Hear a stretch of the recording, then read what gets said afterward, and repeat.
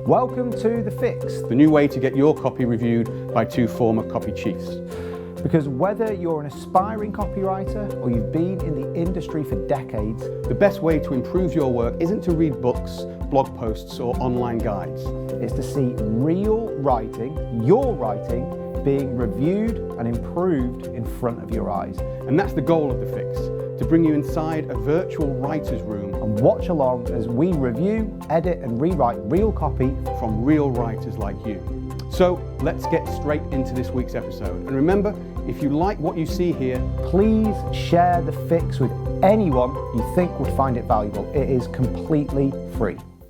hello. Today we are talking about webinars. Now, Nick himself has written a lot of webinars, still does write a lot of webinars. I've done a few in my time. I'm aware that it's a very direct response format, and as I'm going to kind of interview Nick a little bit on it and work through it that way. But I think there's two things to learn here, is that number one, the webinar format, if you've not come across it before, whether you're a business owner, but even if you're a copywriter and you've not come across webinars, it's worth learning about them and understanding them, because it's something that you can suggest to other people that this might be a way to go and a way to improve your sales, which is always a useful thing as a copywriter. But also, as Nick will explain and will discuss, it's a niche within the direct response world, and especially within the financial world where he works, where even those copywriters in that world just aren't learning this particular format, yet it actually makes up for 75 to 80%, although we will clarify that amount as we talk, because Nick lost his ability to do maths recently. But it's a massive area, but no one's learning the skills that go with writing a webinar. They're not all that wildly different to learning direct response generally, but there's a few rules and we'll go through them. So I guess the way to start this, Nick, is to ask, what is a webinar? Let's actually start there before I was going to start somewhere else, but just very briefly, what is a webinar? So I guess you could define it narrowly or broadly. So I would define it relatively broadly for the purposes of this. So I would describe it as it's basically an online interview. It might be over slides. It might be one person presenting over slides, but generally it's more than one person. Generally you have a host and then an authority or an expert. Perhaps you have two authorities and experts, but let's just keep it simple for now. It's presented online. That's why it's called a webinar. It could just be an online interview, but as opposed to a town hall inar, which is what they were previously called. But sorry. It is effectively an online interview that seeks to impart some sort of information to the reader and make a sale at the end. And it's a presentation, though, isn't it? I think a lot. If people are coming to this brand new and have never even come across this, they might that webinar feel in the modern day of Zoom meetings and all this kind of stuff. It's not so interactive. It is a presentation to the audience. There might be opportunities for questions or pre-asked questions, but it is a presentation. So in that sense, it's a sales letter delivered as an interview situation. Yeah, you could do it where you don't ask for a sale at the end of it, but that's not really copywriting anymore, is it? So in general, I would say, a lot of the copy that I write, I don't know the exact, I was trying to put a number on it. I'd say probably 75% of the promotions that I write now are written in a webinar or interview format. I'm going to use those two terms interchangeably. And so, and you say there's a big percentage, whatever the percentage is. Why do you think that is? A couple of reasons. One is just the growth of video online. So, I mean, that is still relatively recent in the advertising world. We can think back to sort of 2010. That was when the first video sales letters came out, maybe 2009, around that sort of time. Those video sales letters were really just a sales letter somebody had written, put on slides and read out, okay? Yep. So since then, obviously the format has developed and it's started to ape or borrow from other video formats that are out there, like the interview. You put on the telly on the Sunday morning and it's somebody interviewing somebody else. A webinar kind of works like that. Yeah. It's one person interviewing somebody else. So the growth of video is one thing. I think in the financial space, what we're selling is generally complex. It can't be sold quickly because it's financial advice, or in that space it seeks to impart some sort of wisdom to somebody. And the products that we sell tend to be both complicated in the sense that who knows what a newsletter is or a trading system is, and therefore high priced. And so we require a bit more time to build the value of that product within the readers. Slightly thing, just a little sub question on that for people who might be thinking of, oh, could I try a webinar out for what I'm selling? Have you seen lower priced products be sold through these and what have you? It can be used for anything, but that's probably the length of your webinar is going to probably lean into the price. You might not need as long to sell a shorter, as lower price ticket. I think that's true. I would say in general they're used more on the high priced stuff. For the businesses that I work for, I've seen them go absolutely gangbusters on cheaper stuff. I've seen them work, you see them on LinkedIn all the time of how to do this, how to do that. It's basically teaching somebody how to do something with a sale at the end of it. Really. So I was thinking of a joke, as I always do, and that's my nature. Still a very immature 40-year-old man. But I was going to say, don't worry, this isn't a webinar, it's a video, but it could, for all intents and purposes, be a webinar, and we might give you a link at the end to buy something. We're not going to do that today, but watch this space. But that is a challenge, I think, that's worth just early on, before we get to kind of how you'd structure a webinar. But in that world where you start watching that, how do you frame arriving at a webinar to stop people thinking, oh, well, people are going to sell to me? Well, you focus on what they're going to get out of what it is you're going to share with them. So you want your advertising to be valuable. That's true of all advertising, but particularly super long form, 30 to 50 page sales letter. You want to teach them something or tell them something useful. But that's the key, isn't it? Is that you need this isn't just a rambling interview where you're just going to go and talk about you like a film star on Graham Norton and then go and buy the book. There is a reason you're giving away something. There's going to be a value proposition offered as well as that. So that allows you to suspend the disbelief and stay around. So for instance, if we were doing one just to be meta about it, but in the copywriting world, I might say, okay, at 7 p.m. this Thursday, I'm going to sit Glenn Fisher down and he's going to explain to me his 7-step process for writing the perfect sales letter. Now, we know that sort of thing is a bit hackneyed in the copywriting world, so I've just reached for it as a kind of cliched example. But that's the type, that would be a webinar, right? It has a time it begins, there's a clear benefit to that. You can kind of see how the structure would unfold. It's with some sort of credible, authoritative guru on that subject. People sign up to watch it and then they attend and watch. So you do have to make sure that they're engaged, and you have to get them to register ahead of time. We can cover that in a different show. But so they are coming to you with the intention of viewing something. That does not mean that they will watch for an hour regardless. No. You still have to do all of the things that all advertising has to do, which is hook them at the beginning, deliver the benefits, establish credibility, keep that hook tight and drag people through.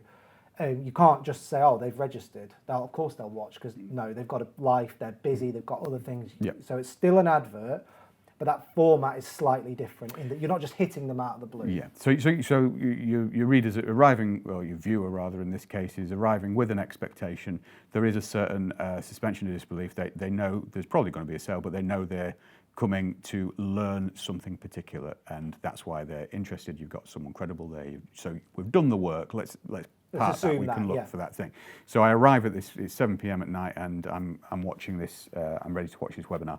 You speak of having somewhat of a formula for how you would approach a webinar piece of copy. We'll get to that in a minute, but I'm not sure if this is the right way, but how would you, so for someone who's used to writing maybe a long form sales letter or a longer piece of copy, how does your approach differ from doing that than it does to a webinar? What different things would you think in the preparation, so to speak? I think you have to get yourself, if it's possible, even more organised. So you have to get your research done and laid out properly, so you know exactly what it is you have to say. There's less, I would say, kind of artistry in the writing, because the host of a webinar isn't going to start with some strange description of a. I'm going to stop you there just to inquire, because just to clarify, we are talking here, it's an interview, and as the copywriter, I think it's important just to think, How much of the interview are you writing? That depends.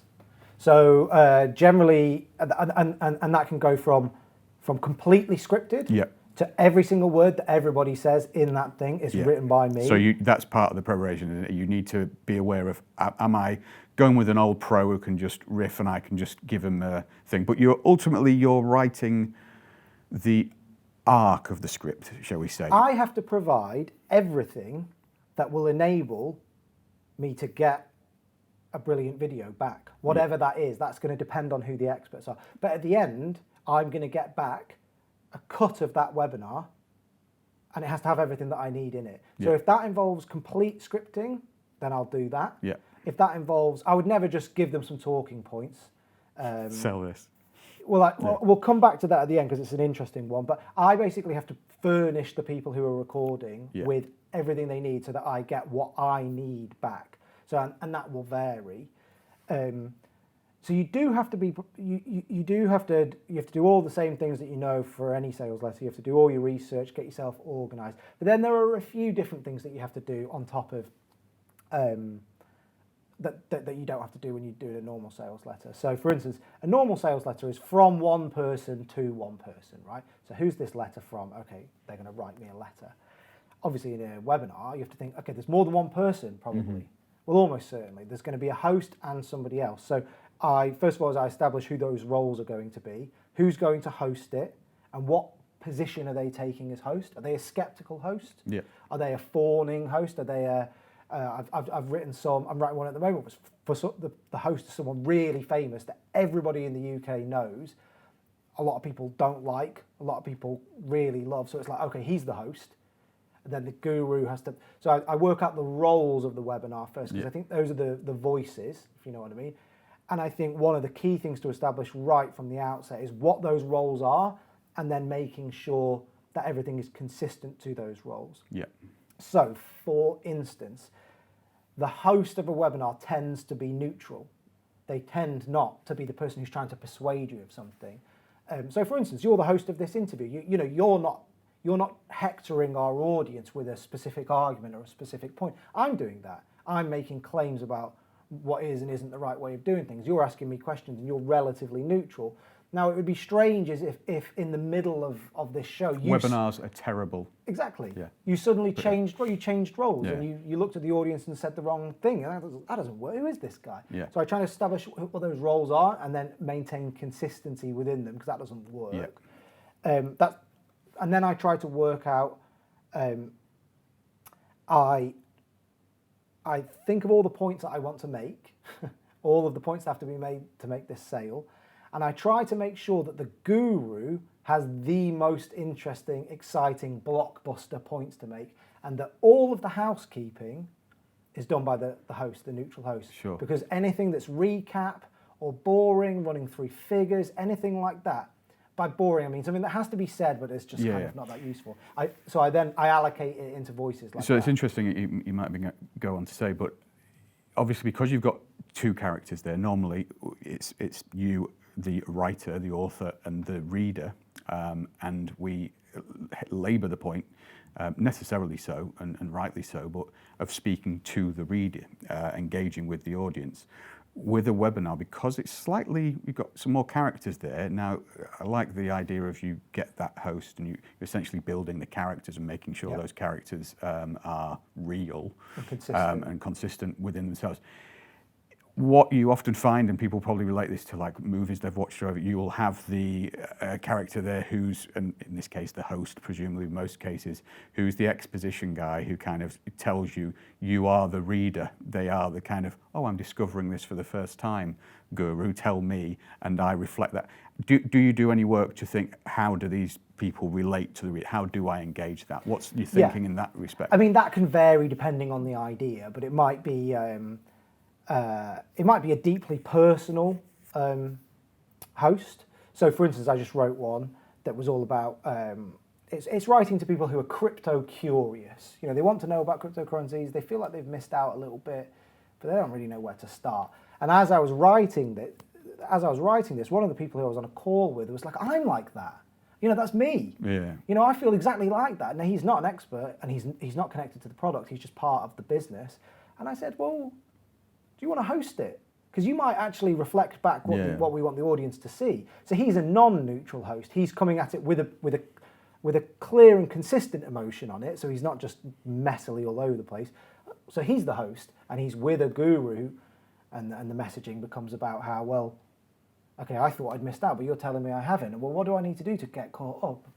So you can see how but it could be a completely flat, neutral host where it's like, we're here because such and such is going to make the 10th biggest prediction of his career. And if he's right, like he has been on all these other, it could just be very neutral. Yeah, like in which that. case I guess you would, the guru, every time I say guru, I'm thinking of Atletico Mints and the guru has arrived. But anyway, every time the guru, that's then they're speaking to you, the reader. Whereas if if it is a opinionated host, if it's a host who's also there, then your relation to the reader is going to come through that. But you've got to think of those. You've got to think. So you're working out the roles and their positioning, because you could have a very, very skeptical host. Somebody, I mean, that's slightly harder to do because ultimately they're not skeptical because they're part of a sales promotion. Yeah. But you could say, I didn't believe that this was possible, but he's shown me how it works. And now I've decided, so it's a kind of, I was blind, and it's a story of a conversion. There's lots of different ways we can get into that. We can do another session on it perhaps, but getting those roles figured out is key. And then getting the points assigned, which points this person is going to make and which points that person is going to make, so that the host does all of the heavy lifting, the directing, the recapping, laying out the offer, all that kind of stuff, so that your guru can be the absolute rock star of the piece. So that everything that comes out of their mouth is like, this guy's just so smart. Yeah. Like, everything he says is just brilliant. And that's really hard to do. That's why you tend to end up scripting things, because what people do if they're unscripted is not be rock stars at all. Yeah. They go, yeah, that's a good question, actually. And you think, yeah, we all, okay, just bang, like hit me with something great. So that... It's editing for them, in essence. They are authentically, they're there and they know the stuff, but we all, when given like talk about this, will start expositioning and doing all the stuff and doubting ourselves or whatever. Yeah, you're trying to coach them through. That's really giving them what they need to give you a good performance. But just on a content level, I'm working out, well, I don't need them talking about X and Y and Z, because ultimately that's quite prosaic. We can let the host do that. That's why they're there. There's an established role of host. I'll be the blockbuster. Sure. So you presumably that's your early prep. That's you're going, right. Okay, here's the idea. I know what the idea is. I know the value I'm giving. I've got my characters, if you like. I've got my players. I've assigned them their roles. I've assigned them the content I need. What's your next process for going through? So I do have a bit of a formula that I use, which I hesitate to say because I always think someone's going to describe it as a system, which it isn't. It's just the reason that there's a formula you can use is because interviews and webinars are formulaic to a certain extent. So you don't need to break out of that. You don't need to break out of that format in the same way that you wouldn't write a sales letter with the words going the wrong way on the page. Like, I mean, eventually you might do, but not right now. Yeah, and it won't get any sales. Yeah. Like, so in the same way that a sales letter has established frameworks that work, there's an established framework and formula to an interview that people expect.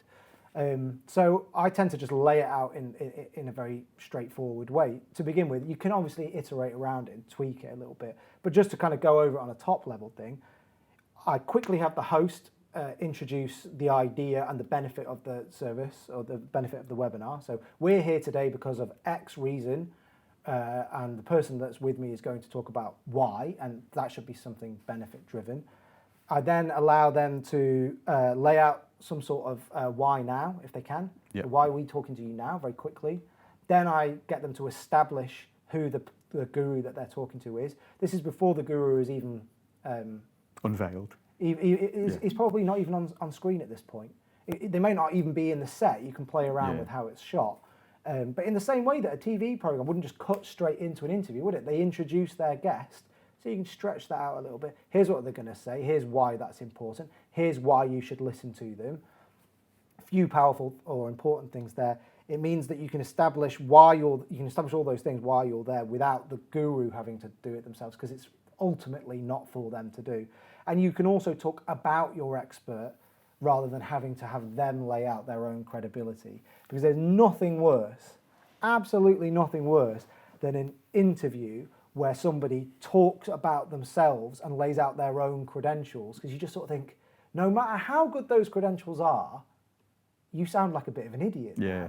Whereas if you do it the other way around, let's say I was talking about you, I can talk about all of the brilliant things that you've done in your career. You know, maybe I'd have to make some of them up. Yeah. I can do that. And then the first thing you can do is be humble about them. Yeah. So it inverts it. So I establish things like that. So you have a long introduction. Generally, it's an auto cue, generally from the host, laying everything out, setting the agenda, setting up the credibility. Then I do a structured interview where generally speaking, the questions being asked by the host are completely scripted.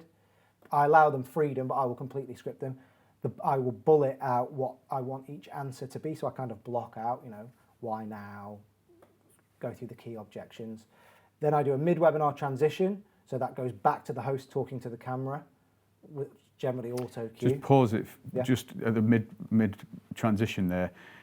One thing I'm aware, especially for newer people coming to this who might not be familiar with direct response world and whatever, when you say, I want the answers and all these things, this is once you've already done the prep. Like, it is what the host is thinking. It's already you've done all of the work to figure out what you're doing. What you're doing is editing their raw material. That's ultimately what you're doing. Yeah, I guess, I mean, I'm trying to give you a sense of how I shape it all without getting too granular. Like how I do the back and forth of questions. You know, you could do a whole session on that. Yeah, but you've got the raw, you've done the preliminary interviews with the guru, you've got all that material. It's not you, the copywriter, inventing this webinar, so to speak, or the content of it. No, you're bringing all that together. I'm going to assume that, you know, that you would do all of the same work that you would do. And then, so we're just about to get to the midpoint here. You've done all the kind of exposition and what have you. You've introduced it all. You've established that. Now we're talking about the thing.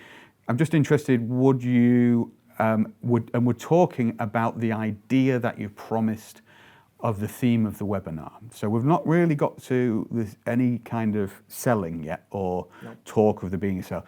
Would you do any foreshadowing of the fact early on? I remember, or certainly in selling from the stage, people might around like a 15-minute mark of an hour thing start to get a little bit of foreshadowing of, I'm going to come to you at the end with this. Do you do any of that early on? Or? Yes. So just so that we're clear about where we would be, we've done that introduction, which is mostly auto cue, mostly from the host. We then go to an exchange between the host and the guru, where we're basically going to tease out the key idea that we're talking about. What's going on? What is it you do? How might that benefit me? So that's the first half. Then we're now talking about, so that could last 10 minutes, you know, that exchange. We can talk about how you structure those exchanges so that you get the right thing, but you know, depending on your idea, that will vary wildly. So you've laid out your idea there in those exchanges. I wouldn't do any foreshadowing at that point. When I get to that mid-webinar transition, the reason I put that in, rather than just having an introduction, a long conversation, and then a close, I put something in the middle where the host comes back to talk to me, talk to the reader like this. I talk to you, not to you. You know, I break that fourth wall. And I usually do that on auto cue. That mid-webinar transition allows me to do things like that, foreshadow. Well, it allows me to do several things. One, recap what's just been said, just to make sure that we said it properly, just to make sure that we got it, because we're on an auto cue now, so we can say I'm going to get exactly what I want back. It allows me to foreshadow what's coming, maybe to introduce some testimonials, maybe to introduce the product. Probably not, but possibly. Sure. But I would leave something like foreshadowing. I would never allow that to just come out in the wash of an unstructured conversation. If I was going to, you know, because I need to know exactly how that's going to be done. Sure. Because if you do it badly, it's going to be awful. Oh yeah. You know, we'll talk about that in a minute when it's £99. It's £99. You know, like someone will just do something and they think, oh, well, that isn't foreshadowing. That's just telling me the price. Just to let you know, at the end of this, it will be $3.99. But you know what I mean, though. So I'm using that mid-webinar transition to do that bit of housekeeping, and I would cut back in to more conversation between the guru and the host, but I'm going to be driving a little bit more closely towards the product. Right. So to begin with, I was probably laying out the ideas, what the big problem is, how I've got a solution, how that might work. Then I'm going to recap things. And then I might start talking more directly about the product or the trades or the system in the second half. But I think it's really important to break it up with a bit of I call it the mid-webinar transition. Yeah. Gets you round the corner from the big idea you've been talking about at the beginning to pointing towards the sale. Sure. And using your host to do that and using auto cue to do that is effective because it just gives you control. It Cool. means that you don't have to trust two people having a conversation to get from A to B. Yeah. You don't. So you've got you. Would you say you're about halfway through now? Yeah. Roughly. Yeah. In the middle. Yeah. So you're halfway through, and I'll say for how long and that specifically at the end because it is a piece of string, but it's also an insightful point. But so now we're establishing. Okay, we're here. I'm just in how much, and it's a difficult question to answer, but just to give us a little flavour, how much of solutions are you, because ultimately everything's providing a solution to a problem, how much of the kind of value outside of the product are you giving away by this point, or is it all? Well, it's like any sales letter. I mean, by halfway through, you're hoping that somebody's still watching because they want what you have to sell them on some level. But are you giving stuff, you're happy to give a little bit away and you're Yep. kind of bringing them on board. And I think it's conscious to you be aware that you are asking them to keep watching. You have to keep, it can't just all be accumulation like a thriller film where you're just like, who done it? No. It has to be, there's little, that's an interest. I've got a takeaway. I've got a mini takeaway there. I've got a mini takeaway Yeah. So, for instance, let me give you an example. Right. You could do it with anything. This is going to be finance based. Sure. Two things that are going on in the world today that are financial, but more than that. You've got the situation in Russia and Ukraine, and you've got inflation. So, two completely different events. You could probably do a webinar on either of those. I'm not saying this would be a good webinar, but here's how you would structure it. You could say, well, why don't we do 4 things to do with your money to help survive inflation, or 4 things to do before Ukraine falls, for instance. Yeah. By doing a 4 things to do, you that gives you some meta structure. Sure. Now, it may well be that you do the first 2 in the first half of your webinar, and the mid-webinar transition introduces your product, and the points 3 or 4 are more, we'll buy this stock, but I'll tell you the name of it when you become a subscriber. Sure. Or point 4 might be subscribe to my newsletter. It could be anything. Yeah. So you're trying to deliver value. It's crumbs through. So in a traditional long copy sales letter, you'd be, you would probably be more delivering crumbs to a bigger. It's less kind of value giving away. It's more like, interesting reveals, whereas this you need to be thinking more about how do I give away value in this situation. Because you're trying, it's a different type of experience for the viewer. If you can try to create, well, this is true of all sales letters, but particularly a webinar, if you can try to create a situation where hopefully the reader buys at the end, the viewer buys, but if they don't, they walk away thinking that was useful, that was interesting. It's not for me, that product, but that was really interesting. That's fine to me, because I think, well, good. I gave them something of value. It didn't lead to a sale. I can't get everybody, and some people know what they want to buy. Yeah. I was going to say that I know you believe that of sales letters as well, that it should be an idea worth reading about that you publish even if you don't buy a thing. But actually, thinking about it, that any advertising, even if it's a 2-minute or 30-second clip, all advertising would be a lot better if it gave you something, even if it's just a laugh or a smile. What are you giving to the reader? But anyway, some story or something that leaves you means you leave that experience richer, positive. You're feeling positively. So halfway through, we're now in the back end of the webinar, and we're aiming towards a product. It's starting to feel there's more product. Where do you go from here?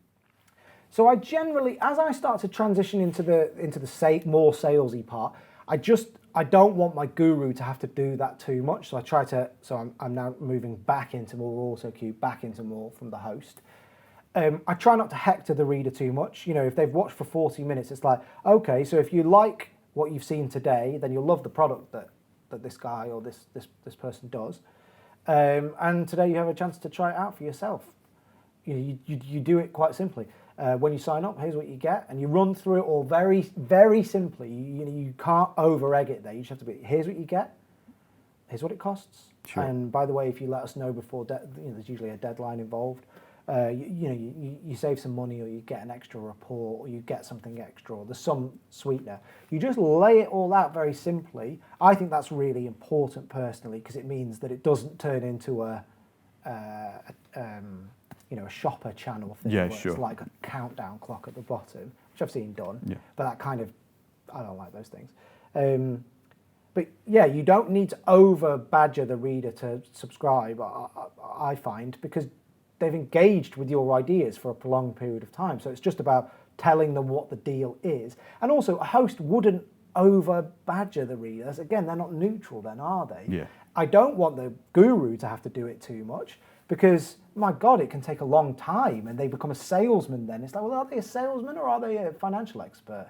I'm not clear what's going on here. What I would do is lay it all out, lay everything out, the terms of the offer, everything that you get, everything, all the reasons to subscribe, testimonials, deadline, and then I would come back out of AutoCue for a final little pitch from the editor. And at that point, I will always ask the editor or the guru to do one request of the reader that they purchase the product. Just one. Oh, right. Sorry. That's what Which, you mean. which most people don't like doing, but generally you kind of say to them, look, you're proud of your work is good quality, it's fantastic. So just once say, hey, if you've enjoyed this, hit the button below this video, Sure, because you'll like it. Just once. They don't need to overdo it. They don't need to go into salesman mode. Yeah. But I ask them to do that just once. And that's just, I'm thinking from a purely practical basis, and I know this from my own experience, but when it does come to speaking to the guru, the editor, the person behind the product, they will be reluctant to sell, because selling's dirty and they don't want to do that. Weirdly, they do to survive and sell the product. But the way to, as a copywriter, to do that is to remind them, as you say, your product is something you're proud of. And I mean, this is a wider life point. If you're selling stuff, you should only be selling it because you're proud of it. Remind yourself of that, and therefore you should sell it as much as possible, really, because it's a good thing. If it's not a good thing, you need to go back to the... Just to dig into that, the reason they don't like it, the reason people don't like feeling like a salesman is because a salesman is somebody who sells you something whether they think it's good or not. Yeah. That's really why people don't like salesmen, right? Like, you don't believe this. Yeah. You're just selling it to me. You're just a salesman. You sell everything. That's hard. Yeah. But that's why just one request, an authentic, honest request, that if you've enjoyed this, if I've explained this in a way that you think has been compelling, or you're interested in finding out more about my work, then just hit the link. That's all I ask. If you don't, then don't. That's not selling. That's just appealing to them. And if you're really struggling, you just get them to put a hat on, and that just softens the sale. And just ask them, just ask them to try and sell it. So you've done the kind of final. You've got this one kind of guru sale, shall we say? I know we've probably overused the word guru, but forgive us. But where now? I then generally just have a recap at the end. Yeah. So if the editor and guru is comfortable recapping everything that you've seen, I ask them to do it. If not, I let the host do it, and then one more appeal to subscribe, or to sign up, or find out more, or whatever. Just make sure that at the end you're directly asking the reader to do what it is you need to do. Yeah. Just as you would do in a normal sales letter, or just as you would do in any advert. Call the phone number, do this, visit us online, scan the QR code, whatever the call to action is, just make sure it's delivered several times. But that fundamental meta structure of, AutoCue introduction, into a conversation, into a recap, into more conversation, into an offer section, and then a final conversation to close. That's how I have that in mind. I don't do every single one like that, but I have that in mind. And I think that's useful, because along with all the other frameworks that we've discussed, it allows me to then just think, okay, well, what bits are going to be most interesting where within that structure? And I can start to be creative about that. I've actually just been doing some work for a business here in London I've been working with one of the other senior copywriters, and we've been talking about how by forcing structure on one part of your writing, you actually allow yourself to be a lot more creative in other parts, because it's like, well, here's the scaffolding, here's where it all goes. Now, how can we How can we be clever about what we put where Yeah. and the creativity? Why is that funny to you? You're smiling. And I'm smiling because it's actually a bigger life lesson, and I don't want to sit here like a guru floating in the room, but I am. It's true. That's what I'm trying to do. I'm trying to learn and become wiser as I get older. But one of the things I've discovered is that in everything, especially in creative pursuits, creatives, we're there and we sit with our cigarette and woe is me, and we're laid dying on the deathbed and what have you, and flagellating ourselves and, oh, where's the creativity? We don't like structure. Like, you don't have any structure. We think we don't, but that's not true. But the truth is, if you have structure in your life, then you can go, right, I'm going to be mad for this half an hour, or I'm going to be mad in this section and do that, and it allows you to be more creative. So I just think it's a massive life. I'm smiling because I agree. You don't go back to a blank slate for everything. Like, think about anything. Like, if you're studying poetry or writing poetry, there are established forms of poems, whether that's a lyrical structure, a rhyming structure, there's all sorts. It's the same with music or novels or anything. There are structures that underlie these things. So imposing some of that on your work, or starting with that, and then starting to think, oh, hang on, actually, what if I did that mid-webinar transition? What if that didn't come from the host? What if that came from the guru? But hang on, what if that didn't come from the guru in the studio? What if we broke that and it came from outside the studio, and all of a sudden we cut away and it's like, look, we're just having a break in filming. I thought I'd just tell you. Do you see what I mean? How that's the creative twist. But it came through a structured process. Yeah. No, it's definitely. And just to hector you about this, because this is a really important point.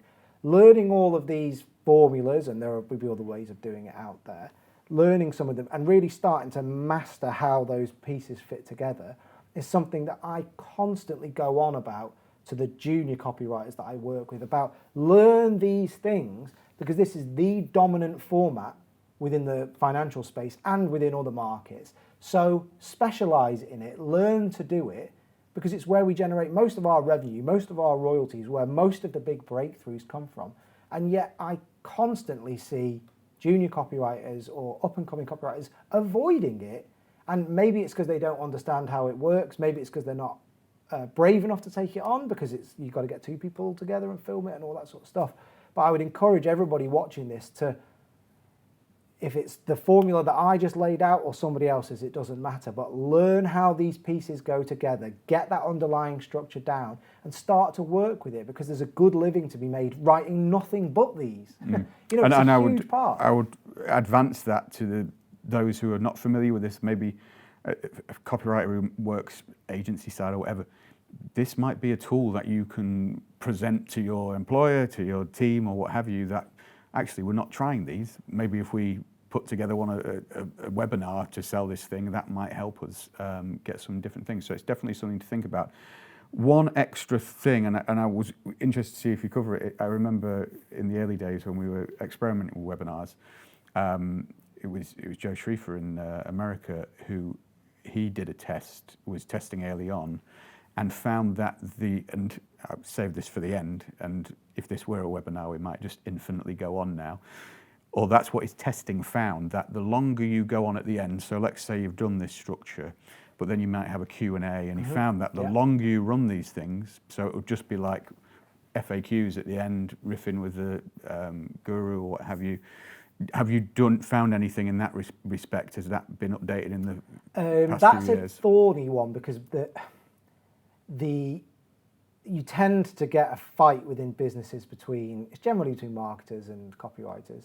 Marketers tend to want these things to be shorter, because the logic is, well, let's shorten everything, because people don't have any attention, or whatever their argument is. Just like the Harry Potter series is one book.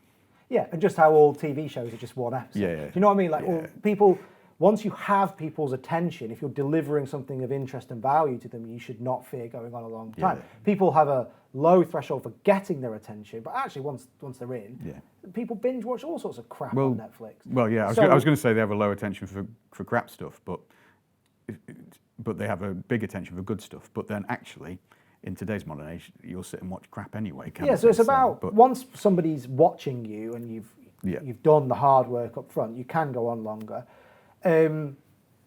Generally, it depends on the kind of style.